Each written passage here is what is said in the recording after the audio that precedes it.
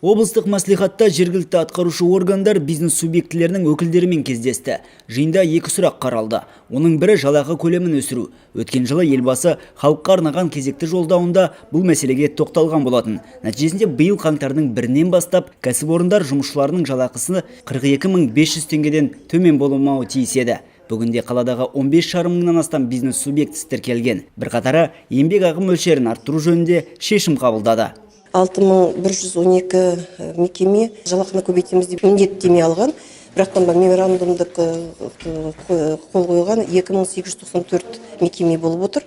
Ол 18588 жұмысшыларды қамтиды. Қазіргі күнде қалада шоғырланған ірі кәсіпорындар жұмысшыларының жалақысын өсірді. Олардың бірі Киров атындағы зауыт болып отыр. Согласно посланию главы государства, у нас проработана большая работа по увеличению заработной платы.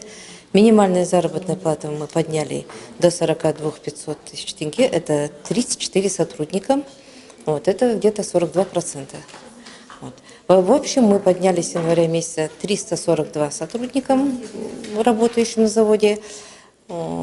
Пересматриваем в дальнейшем еще повышение. Жиында сондай-ақ салық заңнамасындағы өзгерістер жайлы айтылды. Кездесуге барлығы 200-ден астам шағын, орта және ірі бизнес субъектілерінің өкілдері қатысты.